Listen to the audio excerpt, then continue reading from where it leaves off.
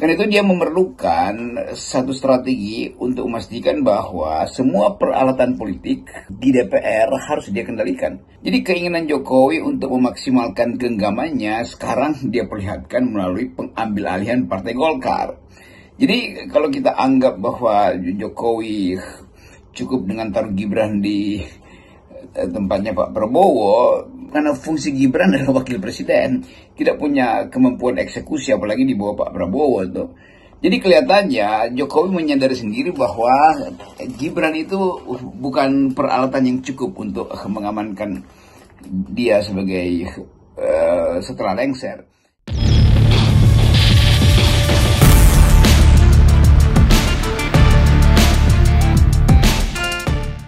Halo, apa kabar? Kembali berjumpa dengan saya, Hersman Arif dari Forum News Network. Oke, selamat menyambut awal pekan. Kita ngomongin soal Airlangga yang mundur secara mengejutkan ya. Karena beberapa hari ini kan Pak Ical, maksud saya Abu Rizal Bakri sebagai Ketua Dewan Pembina dan juga Pak Luhut sebagai Ketua Dewan Penasihat itu sudah bicara dan ini sebenarnya merupakan semacam pasang badan untuk Airlangga Hartarto agar tidak gampang menyerah gitu. Tapi ternyata kan Pak Airlangga Hartarto langsung mengundurkan diri dan orang tentu nggak terlalu salah kalau ini ya Bung Rocky ya mengaitkan ini dengan Jokowi, apalagi sebelum mundur itu kan Airlangga itu sehari sebelumnya itu bertemu empat mata dengan Pak Jokowi di istana. Dugaan dan kalkulasi itu akhirnya tiba. Yang ya dari 2 bulan 3 bulan lalu kita mulai memperhatikan gejala keinginan Presiden Jokowi untuk melumpuhkan semua partai politik demi mengusung putranya itu. Setelah itu dia mulai berpikir bahwa kendati Gibran sudah ada dalam posisi yang sangat kuat, yaitu sebagai wakil presiden, tetapi kekuatan Gibran itu tidak cukup untuk mampu melindungi Jokowi di kemudian hari. Kira-kira begitu pikiran Pak Jokowi.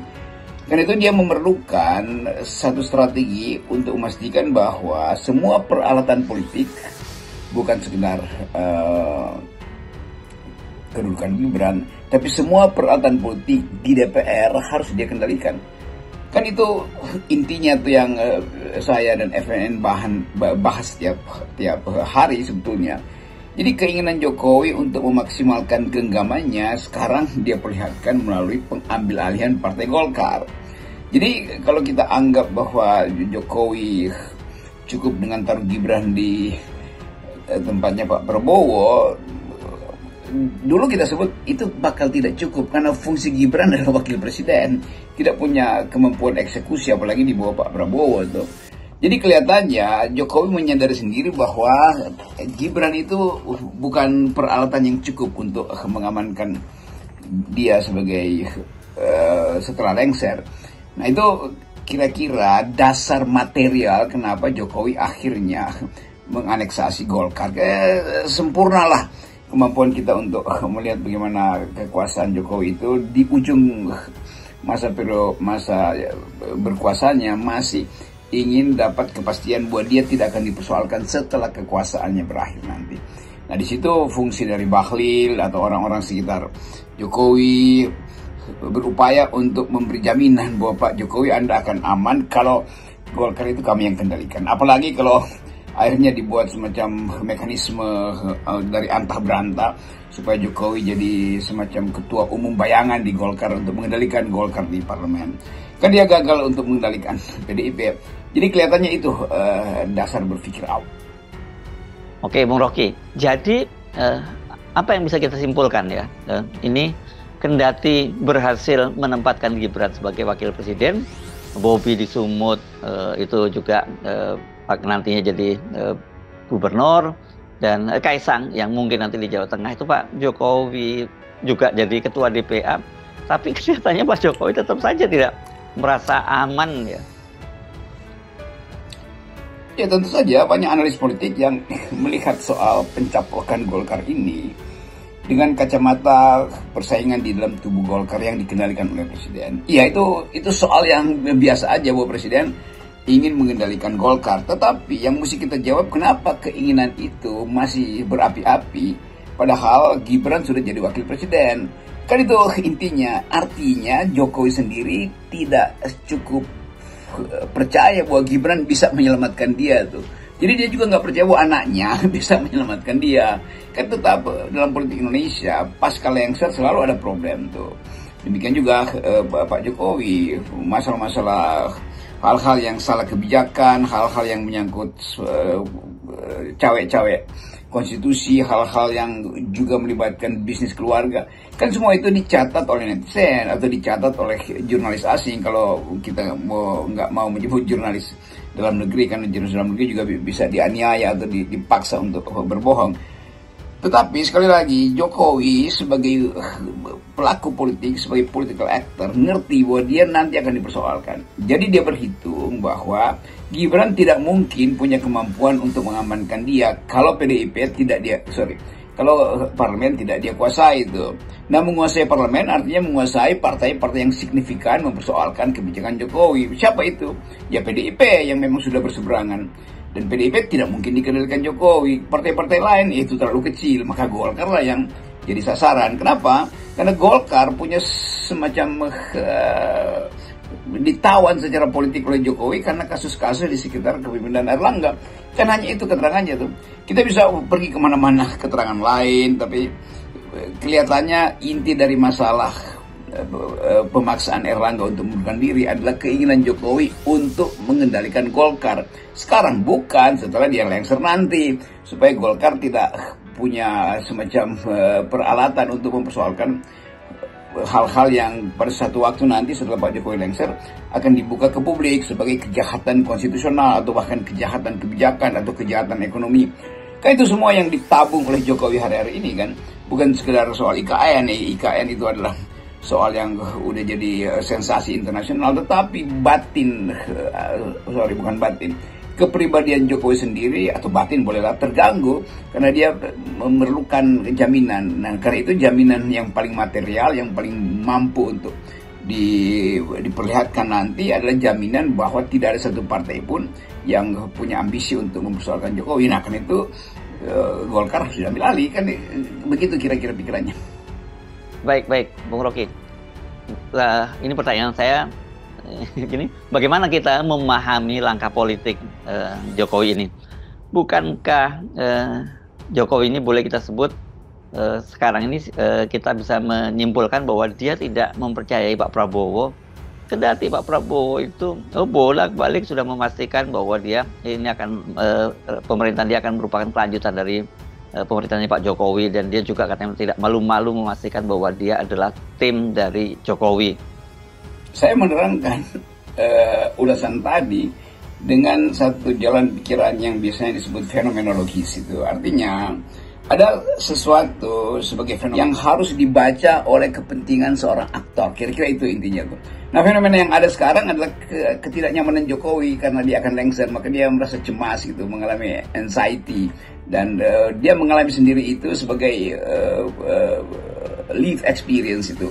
Hal yang dia alami secara konkret karena dia tahu dia akan berakhir masa jabatannya. Bayangkan, dari berkuasa lalu berakhir itu kan satu pengalaman eksistensial, dan kelihatannya justru pengalaman itu yang hendak dia baca secara fenomenologis sebagai berbahaya tuh. Jadi keterangan-keterangan psikologi mungkin diperlukan. Kalau keterangan analis politik ya gampang lah, tetapi seorang psikolog akan lihat bahwa Jokowi punya problem dengan kecemasan personal dia tuh, sehingga dia harus hubungkan kesadaran dia untuk membaca fenomena dia akan lengser dan mulai mempertimbangkan kepentingan baru untuk menyelamatkan jangan sampai fenomena ini berlangsung setelah dia lengser kan, atau gampangnya ketakutan dia untuk dipersoalkan di masa yang akan datang setelah Prabowo berkuasa itu menimbulkan kesadaran baru bahwa dia harus lakukan ya dalam politik namanya intrik tandingan atau intrik yang disembunyikan, semacam hidden agenda atau hidden kurikulum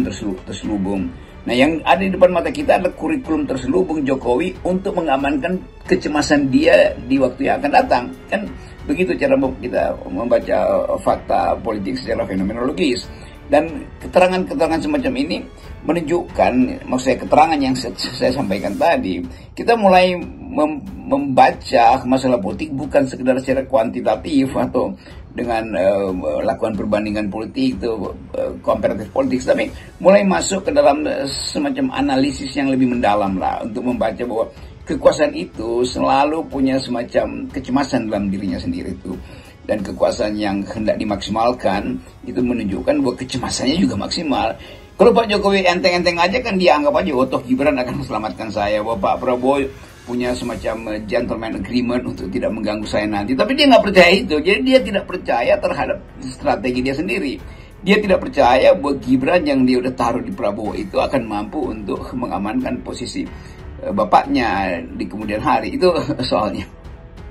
Ini banyak spekulasi kalau soal di balik mundurnya Erlangga Hartarto ini. Ada yang menyatakan bahwa dia ditekan oleh Pak Jokowi dengan kasus hukum, walaupun itu sudah dibantah oleh Golkar. Tapi kita kalau mendengar apa gonjang-ganjing di Golkar, pasti kita tidak menyebut salah satu nama, yakni Bahlil, yang belakangan ini dikenal sebagai menteri yang paling dekat dengan Pak Jokowi. Ya, saya sebetulnya mau menghindar untuk menganalisis siapa di belakang acara penggerogotan kekuasaan Erlangga di Golkar. Ya, orang bisa tunjuk hidung bahwa yang paling dekat dengan Jokowi sekarang, yang paling setia adalah Bahlil. Maka mungkin Bahlil yang punya kepentingan untuk jadi ketua umum baru dengan janji bahwa dia akan jamin Golkar tidak akan berupaya untuk sebetulnya secara kasar menangkap nanti Jokowi setelah lengser. Tentu di belakangnya juga ada Pak Luhut yang tahu isi kepala Pak Jokowi, tapi juga tahu bagaimana Golkar bisa dijadikan sebagai peralatan untuk menjamin dinasti Jokowi nanti. Tapi itu nggak penting lagi sebetulnya, karena kita masuk dalam upaya untuk menilai secara etis kelakuan Presiden Jokowi. Kan itu lebih penting untuk kita bicarakan bahwa fungsi Pak LBP, Bahlil, atau siapa yang akhirnya mau disebut-sebut juga tuh, Agus Gumiwang, siapa lagi itu, Agung Laksono, segala macam itu yang beredar di pers, nama-nama itu banyak lah ya, nama yang beredar di situ. Jadi tetap kita mau lihat bahwa memang ada isu yang fundamental, yaitu keinginan Jokowi untuk mengendalikan kekuasaan, tuh mengendalikan partai-partai politik. Ya, bahwa memang ada kasus Erlangga yang mungkin dalam 24 jam ke depan sprintnya keluar, itu urusan material, tapi urusan etisnya adalah Jokowi tetap tidak merasa damai hatinya kalau tidak ada jaminan secara real bahwa dia tidak akan diganggu nanti ketika dia sudah pensiun sebagai presiden. Jadi soal-soal semacam ini saya mau anggap bahwa ya seluruh kegemparan politik hari ini kan udah bisa kita prediksi dengan satu dalil tadi, itu dalil fenomenologis bahwa seseorang selalu ingin terlibat secara langsung terhadap peristiwa yang satu waktu akan menjadi problem dia, maka dia selesaikan hari ini peristiwa yang potensial terjadi pada dia. Itu peristiwa apa? Ya peristiwa dia akan dipersoalkan setelah lengser, maka kepentingan dan kesadaran dia maksimalkan hari ini nih. Tapi potensi dia untuk menyelamatkan diri dari hukuman sejarah juga tidak mungkin dia jaminkan hanya pada Bahlil atau hanya pada sejumlah orang yang ingin mengambil gali Golkar. Karena anak-anak muda Golkar banyak yang tahu tentang masalah ini dan menganggap ya udah satu waktu nanti ketika keadaan tidak bisa lagi dikendalikan oleh Jokowi, mereka akan lakukan semacam vendetta sebetulnya, personal political vendetta, balas dendam politik itu. Kan kita mencoba untuk mendudukkan ini karena kita lihat Golkar yang seharusnya tumbuh sebagai partai yang modern, ternyata di dalamnya juga bisa dimanfaatkan oleh the existing power. Jadi Golkar tetap jadi peralatan. Nah, kesempatan kita hari ini untuk meminta Golkar untuk sadar bahwa Anda sebetulnya punya hak untuk berkelahi. Tapi kalau Anda diam, itu artinya Anda memang dari awal tidak cukup berguna sebagai partai politik.